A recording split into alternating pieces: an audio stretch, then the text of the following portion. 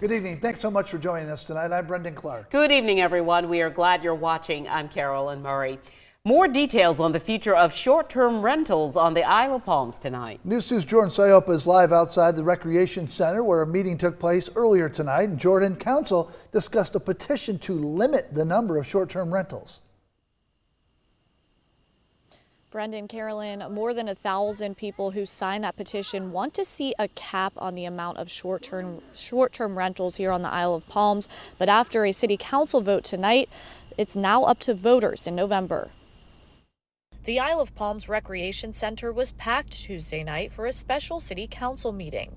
The topic on the table, short-term rentals. They are incursions into our neighborhoods. Really, I want to make sure that we don't cap it. Isle of Palms City Council discussed a petition they received asking them to adopt a new ordinance which would limit short-term rentals. The petition proposes capping short-term rental business licenses at $1,600 for non-primary residents. Brian Duffy was one of the nearly 1,200 people to sign. People live here. People have jobs. People go to work. People have to get up at 5, 6 o'clock in the morning for their jobs. And when the house next door to them is a short-term rental and they're making noise until midnight, what's that say? That they actually care about people that live here? Not much.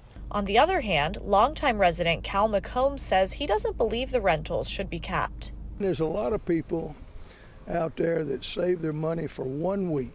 I want to come to the Isle of Palms for 1 week, bring my family, my grandparents, my parents, and they just have a ball down here. And I really don't want to see anything that would take away from that. City Council voted 5-4 against the first reading of the proposed ordinance. That means the issue will end up on the ballot in November as a referendum, giving voters the power to choose what happens next. My point is to have 30% of our residents decide something this critical, that's a generational decision, absent future changes from other administrations. I feel like you at least need to give 100% of our folks the opportunity.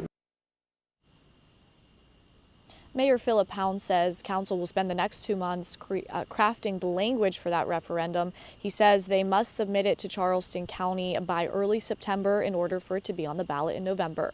Reporting live on the Isle of Palms, I'm Jordan Sayopa. Count on 2.